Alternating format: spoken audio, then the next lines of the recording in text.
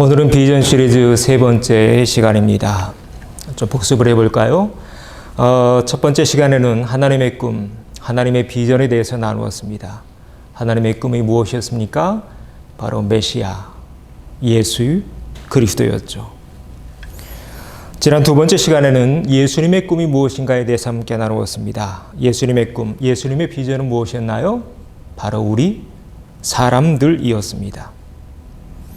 이를 위해서 하나님은 독생자 아들을 이 땅에 보내시고 또 독생자 예수님은 저 십자가 위에 달리시죠. 그리고 이제 예수님은 자신의 비전을 계속해서 이 땅에 펼쳐나가게 하기 위해서 작은 공동체를 하나 세우시고 하늘로 승천하십니다. 그 공동체를 가리켜서 우리는 교회라고 부릅니다. 오늘 본문은 교회라는 단어가 성경에 처음 등장하고 있는 장면인데요. 여러분, 교회는 뭘까요?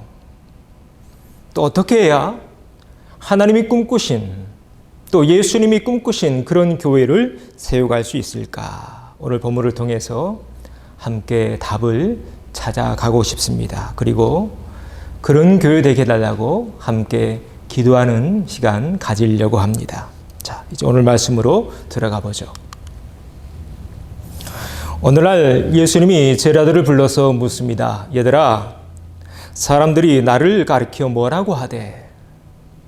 그러자 제자들이 이렇게 답하죠. 선생님, 어떤 사람은 세례 요한이 다시 살아났다라고 말하고, 어떤 사람은 엘리야라고도 말합니다. 또 어떤 사람은 예레미야 같은 선지자 중 하나라고 이야기합니다. 그러자 이번엔 예수님이 제자들에게 이렇게 묻습니다.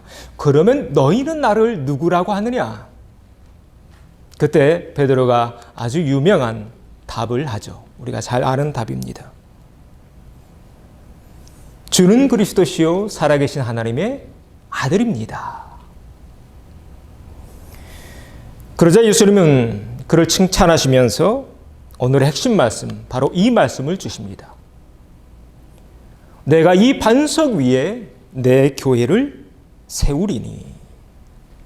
자, 오늘 핵심 말씀인데요. 여기에 교회의 본질이 있습니다. 여기에 교회의 생명이 있고요. 자, 여기 반석이 나오는데 그러면 반석은 뭘 의미하는 걸까요? 바로 앞에서 고백했던 베드로의 이 고백. 주는 그리스도십니다. 살아계신 하나님의 아들입니다. 바로 이 믿음, 이 고백 위에 교회는 세워져 가야 한다라는 교회의 본질에 대해서 예수님은 말씀하고 있는 것입니다. 우리가 집을 세울 때도 어디 위에 세우는가가 참 중요하죠. 그래서 예수님이 많은 비유 가운데 모래 위에 지은 집과 반석 위에 지은 집 이야기가 나옵니다. 우리가 잘 아는 비유죠.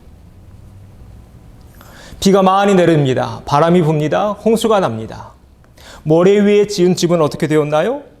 다 떠내려가 버리고 맙니다. 그러나 반석 위에 지은 집은 그림처럼 끄떡없습니다. 거뜬히 버텨냅니다. 우리 공동체에 속해 있는 한 사람 한 사람, 한 가정 한 가정이 바로 이처럼 반석 위에 세워 있는 하나님의 거룩한 사람들, 거룩한 집, 또 거룩한 사랑방, 거룩한 공동체 되어지기를 소망합니다. 그래야 버텨낼 수 있습니다. 그래야 이 환난기를 이길 수 있습니다.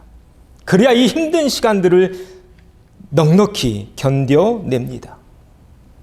자, 그래서 교회에 꼭 필요한 게 있습니다. 어떻게 해야 그러면 견딜 수 있는가? 앞에서 봤던 말씀입니다. 바로 이 고백, 이 믿음 위에 든든히 서 있어야 한다는 것입니다. 예수님이 물으시죠. 너희는 나를 누구라고 하느냐?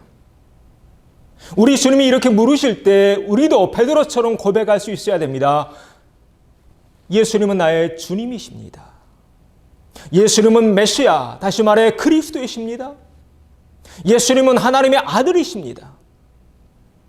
예수님은 진짜 리, 진짜 이치, 진짜 본질, 진리이십니다. 길이십니다. 생명이십니다. 그래서 예수님은 하나님의 아들이시자 하나님의 본체이십니다. 교회는 바로 이러해야 한다.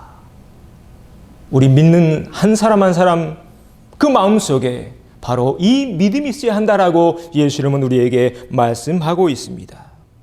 이 마지막 때에 더욱 든든히 이 믿음 위에 서가는 우리가 되어서 예수님이 이 땅에서 이루고자 하셨던 그 비전을, 그 꿈을 계속해서 이루어가는 저와 여러분이 되어지기를 소망합니다.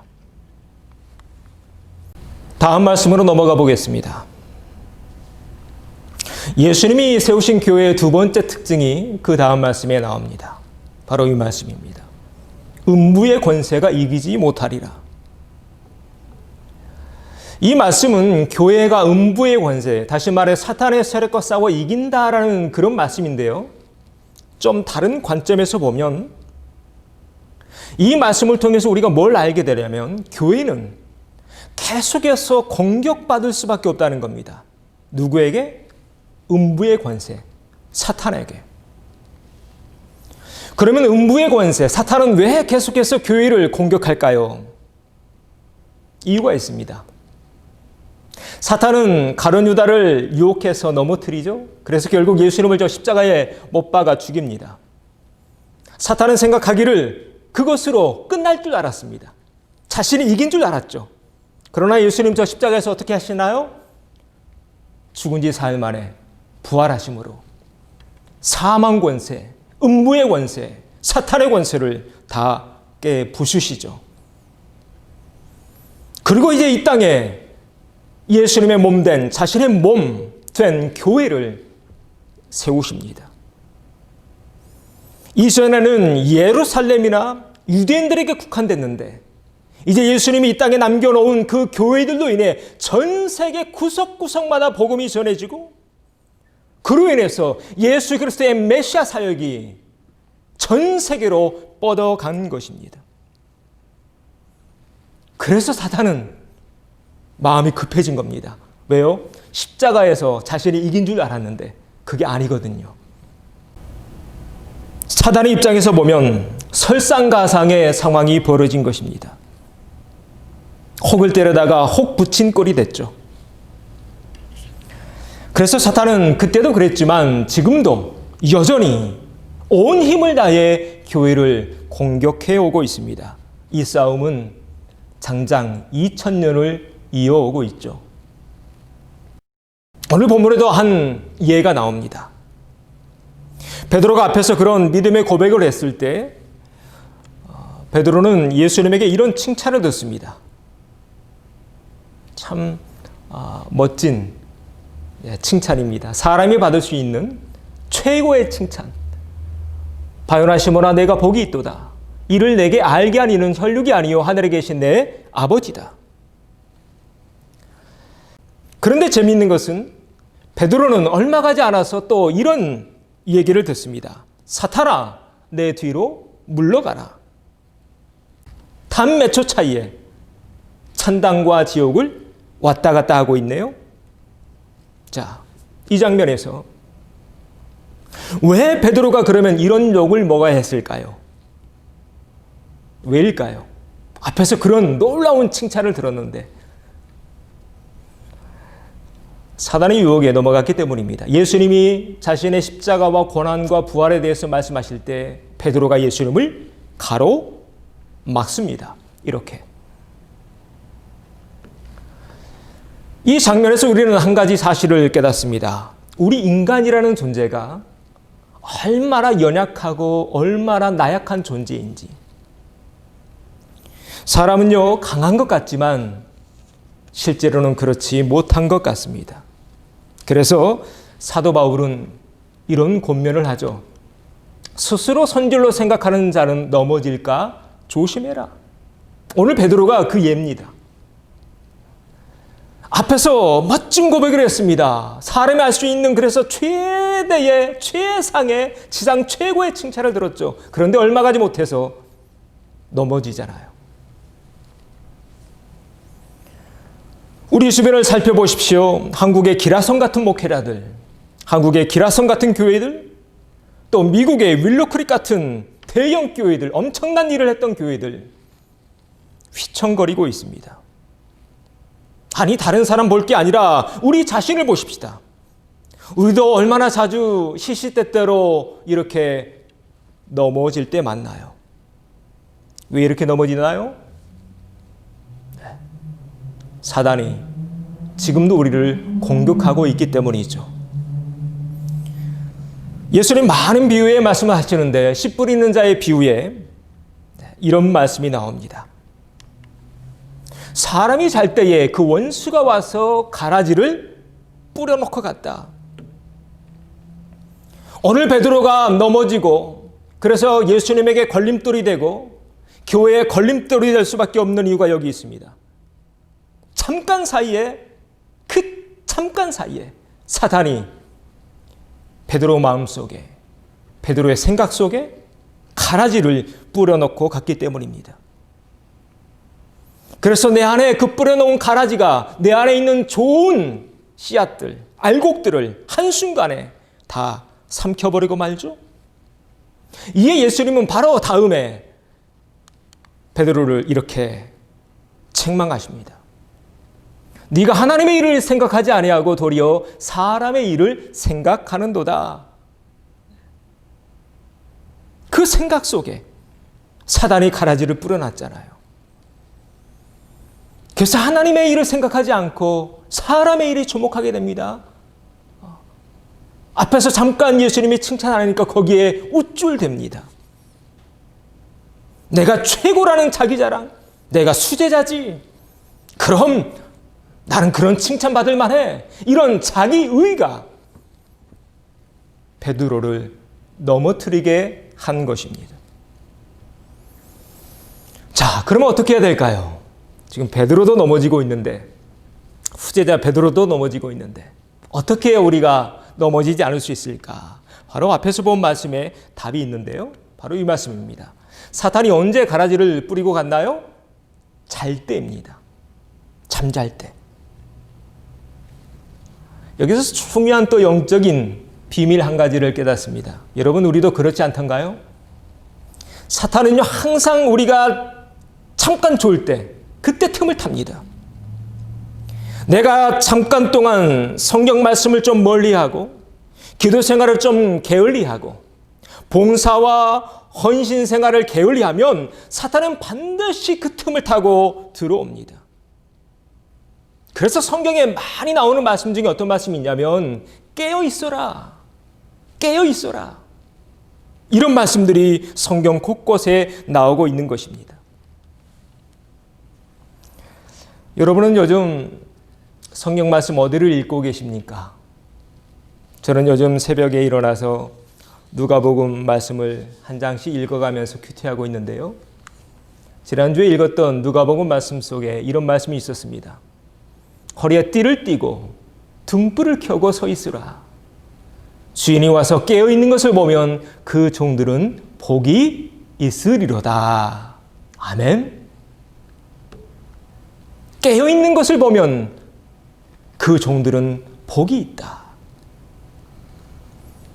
확실히 믿기는 오늘도 깨어있기 위해 이 예배당에 나오신 줄로 믿습니다. 또 확실히 믿기는 깨어있기 위해 오늘도 하나님 앞에, 영상 앞에 이렇게 모여서 하나님을 예배하고 있는 줄로 믿습니다. 이렇게 깨어서 하나님 앞에 나와 있는 우리야말로 깨어서 하나님 앞에 나와 하나님을 예배하며 찬송하며 기도하며 이 예배에 동참하고 있는 이 시간이야말로 가장 복된 시간인 줄로 믿습니다. 지금 코로나가 길어져서 자칫 영성이 흐트러질 수 있는 때인데요. 이럴 때일수록 더욱 날카롭게 우리의 영성을 다듬어가는 저와 여러분 되기를 바랍니다. 말씀을 가까이 하시고 성경을 읽으시고 그래서 그 말씀을 내 가슴속 깊이 새겨서 이전보다 더 속사람이 풍요로워지고 거룩해지고 주님을 닮아가는 이 귀한 시간들로 채워가는 저와 여러분 되어지길 바랍니다. 바로 그럴 때 사탄은 우리에게 가까이 오지 못합니다. 사탄은 틈탈 수 없습니다. 성경 말씀에 나와 있듯이 사탄이 왔다가도 한 길로 와서 일곱 길로 도망해 버리고 말 것입니다. 그런 하나님의 강한 용사들로 거듭나는 이 시간들이 되어지기를 주의 이름으로 소망합니다. 다음 말씀으로 넘어가 보죠. 교회는 무엇인가? 또 교회가 교회로서의 사명을 감당하면서 하나님의 나라, 예수 그리스도의 비전을 이루어가려면 우리에게 무엇이 필요한가? 바로 이것입니다. 오늘 본문 19절에서 예수님 이렇게 말씀하시죠. 네가 땅에서 무엇이든지 매면 하늘에서도 매일 것이다. 반대로 땅에서 무엇이든지 풀면 하늘에서도 풀릴 것이다. 자, 두 가지죠. 매는 것, 푸는 것. 자, 그러면 먼저 우리는 무엇을 매야 할까요? 우리 안에 있는 정욕들, 우리 안에 있는 이기심들, 우리 안에 있는 욕심들, 이 땅에 속한 것들은 다 잡아서 매야 합니다. 사도 바울은 고린도전서 10장에서 이렇게 표현했던 거거든요. 하나님을 아는 것을 대적하여 높아진 것을 다 무너뜨리고 모든 생각을 사로잡아 그리스도에게 복종하게 하니,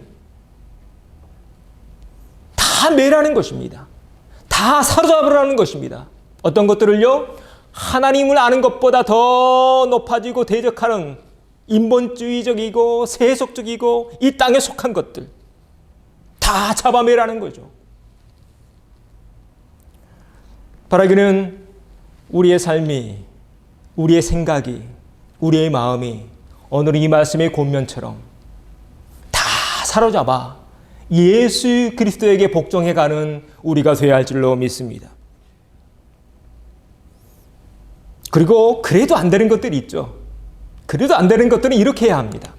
바울이 또 이런 고백을 남겼는데요. 우리는 어떤 사람들이냐? 육체와 함께 그 정욕과 탐심을 십자가에 못 박았다. 내 힘과 내 의지로 안 되는 것들이 있습니다. 그럴 때 이제 필요한 것이 바로 십자가의 힘입니다. 그래서 교회 다니는 횟수가 많아지면 많아질수록 나도 모르는 사이에 사람이 바뀌어 갑니다. 내 생각이 바뀌어 가고 말이 바뀌어 가고 행동이 바뀌어져 가죠. 왜요? 못된 생각, 못난 생각, 땅에 속한 생각들은 다 사로잡을 뿐만 아니라 이젠 잡아서 저 십자가에 못 박으니까요. 그래서 우리 크리스찬의 전국의 고백은 어떤 고백이냐? 바로 이 고백입니다. 내가 그리스도와 함께 십자가에 못 박혔나니 그런즉 이제는 내가 사는 것이 아니요 내 안에 누가 사셔요? 그리스도께서 사신 것이라. 아멘. 더 이상 내 안에 내가 살지 않아요. 다 사로잡았고 다 십자가에 못 박았기 때문에 더 이상 내 안에 내가 살지 않습니다. 사랑하는 형제자매 여러분, 이것이 바로 복음의 능력입니다. 복음의 능력은 다른 것이 아닙니다. 복음의 능력이라고 해서 산을 옮기고 죽은 사람을 살려내고 이런저런 기적을 베푸는 것, 물론 기적이죠. 능력이죠. 그러나 진짜 능력은 뭐냐면 내 안에 있는 나는 죽고 내 안에 계시는 예수님만 살아나는 것, 이것이 진짜 기적이요 진짜 능력인 줄로 믿습니다. 왜인가요? 이것이 가장 힘드니까요. 육을 입고 사는 우리에게 가장 힘든 일이 바로 이 말씀이니까요. 바라기는 사도 바울의 이 고백이 저와 여러분의 고백 되어지기를 소망합니다. 우리의 신앙의 경지가 바로 이 경지에 이르도록 계속해서 달려가는 저와 여러분 되어지기를 바랍니다. 그래서 이런 것들은 매야 됩니다. 잡아서 매야 됩니다. 내 의지로 안 되는 것은 저 십자가로 가지고 가서 못 박아야 합니다. 자, 그러면 반대로 이제 풀어야 되는 게 있는데요. 여러분, 풀어야 되는 것, 그러면 뭘 풀어야 될까요? 우리 주변에는 아직도 예수님을 몰라 사단에게 붙잡혀 있는 사람들이 너무나 많습니다. 그 영혼들 건져내야 합니다. 그 영혼들 구원해내야 합니다. 또 우리가 살고 있는 사회를 사단의 소나기에서 풀어내야 합니다. 풀 것 참 많죠. 우리가 살고 있는 미국 땅도요. 이런 차별의 문제들, 인종차별, 성차별, 빈부격차의 문제, 이런 것들로부터 이 사회를 건져내야 합니다. 그리고 무엇보다 내 안에 있는, 그래서 내 안에서 나를 꽁꽁 묶고 있는 실타래들을 풀어내야 합니다. 우리 안에 있는 여러 가지 얽히고 설킨 관계들, 아직도 풀지 못하는 것들 풀어내야 합니다. 예수님이 저 십자가에서 하나님과 우리 사이의 담을 단번에 허무셨듯이 나와 이웃 사이, 나와 형제자매 사이, 나와 가족들 사이, 나와 나 자신과의 그런 관계에서의 나도 모르는 채 쌓여있는 그런 높은 담들을 하나둘씩 허물어 가야 합니다. 이를 위해 예수님 이 땅에 교회를 세우신 것입니다.